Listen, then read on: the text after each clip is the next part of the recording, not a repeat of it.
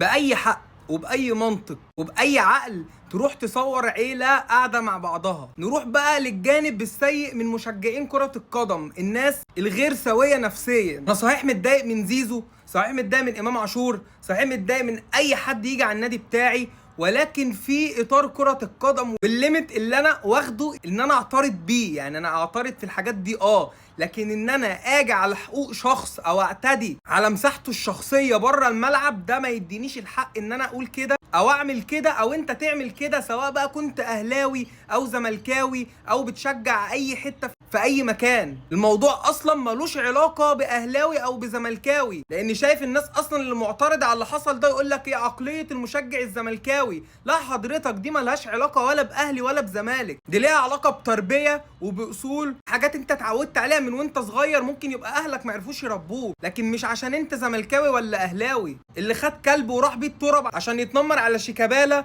ما كان اهلاوي. فالقصه كلها مش اهلاوي وزملكاوي. ليك كل الحق اذا كنت زملكاوي او اهلاوي ان انت تزعل من لاعب، ان انت تعترض على اي حاجه بيعملها، ان انت تكلمه في اطار المستطيل الاخضر وفي اطار الانتقالات وفي اطار الزمالك والاهلي واطار الكوره. الراجل ده خرج بره الملعب، شفته في الشارع، مالكش حق ان انت تشتمه في الشارع، مالكش حق ان انت تصوره في مكان هو قاعد فيه مع اهله، لان انت كده مش شخص، يعني انت كده مش بتحب بقى الزمالك ولا بتحب الاهلي او بتشجع ناديك، انت كده شخص مريض عقليا، انت كده شخص محتاج تتعالج. فاللي حصل ده ولا يرضي اهلاوي ولا يرضي زملكاوي ولا يرضي واحد متربي يعرف يفرق بين الصح والغلط، وبين امتى ينفع اهزر وبين امتى لا، الحاجات دي ما ينفعش اتكلم فيها.